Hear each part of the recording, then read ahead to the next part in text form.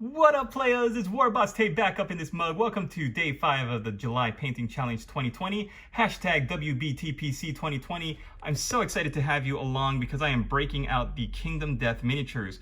Little by little, I'm going to be showing you over the next couple of days throughout the Warboss Tape Painting Challenge what I've been working on and what I'm hoping to finish by the end of the month. It's very ambitious because I'm also moving into my space. I've got a lot of videos to keep up with, all of the other participants in the July Painting Challenge, and just many other things on my plate.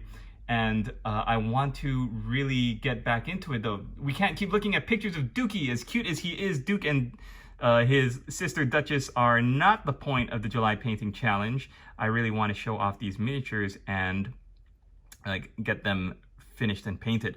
So my idea, which I told my client for this Kingdom Death set, is that I want the miniatures to represent characters who've come alive, because in the Kingdom Death, if you've ever seen the artwork or you've looked at some of the old miniatures, a lot of their bases are faces. The bases be faces. And so let's look at this special base on this one character. They have these base inserts that you put down, and they're basically just faces, and you can stand them up wherever. And so I usually put them on noses and put the flat parts of their feet on them.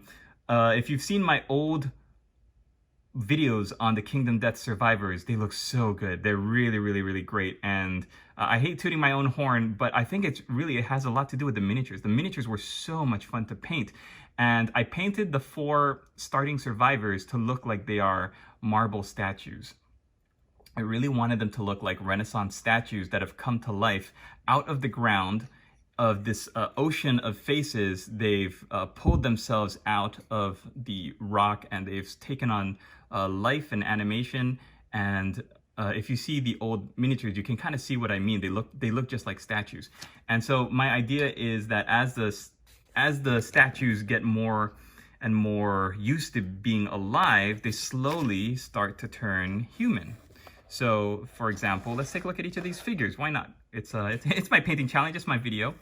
So you can see where he still is that kind of gray marble, and I've used the dark veining marbling effect to kind of enhance that, and where he's slowly starting to turn human. I've done their eyes with the usual technique that I use for painting eyeballs, and I wanted to give them various different looks, different expressions. The thing with these models, the starting survivors are built to be the way that they're posed, but these models here and every survivor set you're going to see going on come on sprues with so many different options for heads and arms, and the torsos are the same. I think the legs are mostly the same, but the weapons, the hands go into the arms go into the torsos. You can choose different heads, and a lot of the heads have different hairstyles. So I wanted my figures to really look individual and look different from each other. And I hope YouTube doesn't copyright claim or flag my video for this, but I want to show off some of the legs, and the bodies are so well sculpted. The faces, the features are so well sculpted that you really get an idea of how much fun they are to paint just by seeing these figures. This one's got a little bit of the anime eyeshadow going, and the hair. And for her, I wanted her left leg to look like it was still a statue. And so, yeah, for these figures, I wanted to give the impression that maybe 75% of them have slowly turned human, but then they've still got an arm, a leg, half of a face that is that original rock from which they've sprung. And I think it's a great narrative. I think it's something different. I've never seen it done on any other Kingdom Death miniature that I've seen online, and that's what I'm all about. I love being different. I love being individual. I love giving my own flavor to the miniatures that I paint. This is my Luke Perry guy. He kind of reminds me of Luke Perry, and it's probably the chin strap as well. I don't know, Luke Perry or Ryan Reynolds maybe. He's got a that kind of expression on his face, or those features. I love these models. I love building and painting them up. I am so glad to finally get them off to the client. And I learned a lot of great skin painting techniques from a bunch of different sources. A lot of glazing and a lot of actually adding different tones to create different natural effects. So I wanted her arms and her legs to be human, but her face and her upper body to still be that rocky statue, which is why you see that veining there.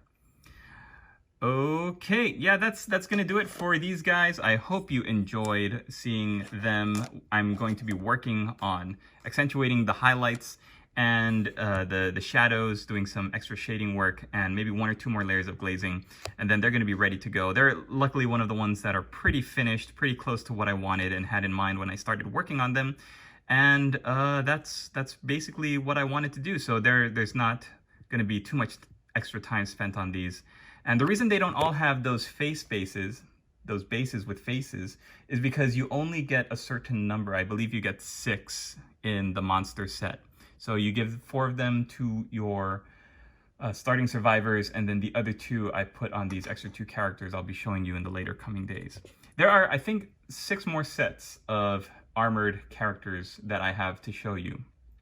And these are the most simplest ones, the plainest, and I wanted to show them first so that we get a good baseline, and then it's just going to get more and more crazy because of the amount of weapons and customization and the individuality you can give the miniatures going forward.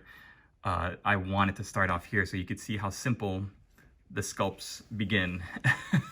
Man, kudos to the Kingdom Death team, the artists and the sculptors that have made them, because their proportions, their bodies, I definitely think they err on the side of the muscular and busty anime girl aesthetic. But generally, once you start seeing them get more covered up in armor, like here's a little sneak peek of, I'll give you a little sneak peek of one of them. This guy, which we'll be probably focusing on later on in the week. They do a really, really great job with the textures and the layering and the just the different, yeah, like the textures for the bone, the hard bone of the sword contrasted with the leather and the cloth and the fur trim. These models are so beautiful. Remember when I did the Dreadfleet game, I said every painter should pick up a copy of Dreadfleet just to paint the ships. This is the same thing. If you can get your hands on a monster set, the Kingdom Death monster set with all of the armor sets, if you can find a way to get them into your possession and work on them, they are going to elevate your painting game so much, because of just look at these monsters. I'm going to be showing some pictures of the monsters that I painted, and you've got the white lion, and I don't even remember, because these ones I painted, I sent them off to my client, and I don't remember the name for all of them. I think some of them are like the Watcher, the King's Hand, and it just the amount of detail they put in these figures is breathtaking. So yeah, if you can get yourself a set, work on your game, and it can really, really be very rewarding for you. All right, let's jump into the daily question. All right, time for the daily question. It's day 5, and today's daily question was submitted by Udizwe. What motivates you to keep painting? And this is very similar to a question that Daniel Sprinkle submitted, and that was what facilitates your hobby, what keeps you motivated, something along those lines. I don't have the question right in front of me, but I'm sorry for paraphrasing it, but that's basically the gist of it. It's the essential question that all of us hobbyists and all of us painters and all of us gamers have when we use our precious, precious free time to do this, to put paint on little plastic miniatures and to try and make them look as awesome as they can be. So I want you to follow along. Uncle Warboss Tay is going to take you on a little mental exercise, and I want you to really think about joining me on this, because this little journey we're about to take, it's so important. And if you are a hobbyist or you're a painter, you're working on a project, or if you're not even working on the July Painting Challenge, but you've got your own models you're painting up along with us, then I want you to just stop what you're doing, put down your brush, put down everything, and follow along as we do this exercise of visualization. It's so funny because this is such a simple exercise, and I believe just doing it once a week could really, really help. You do this once a day or every time before you pick up a brush to paint, I think it's going to help you even more.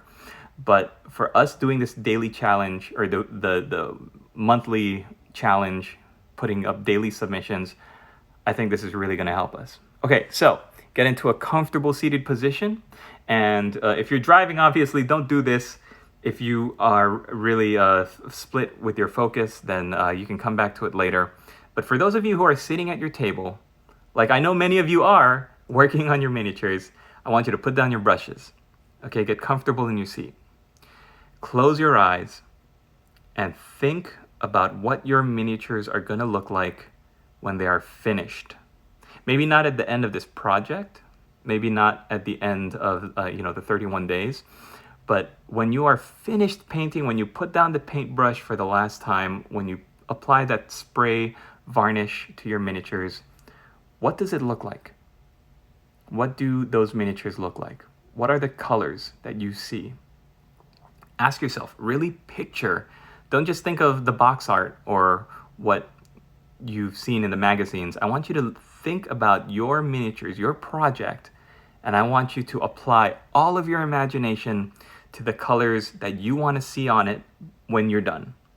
What does the base look like? What do the highlights look like? What colors are the most obvious and prevalent that pop out at you as soon as you pick up this miniature?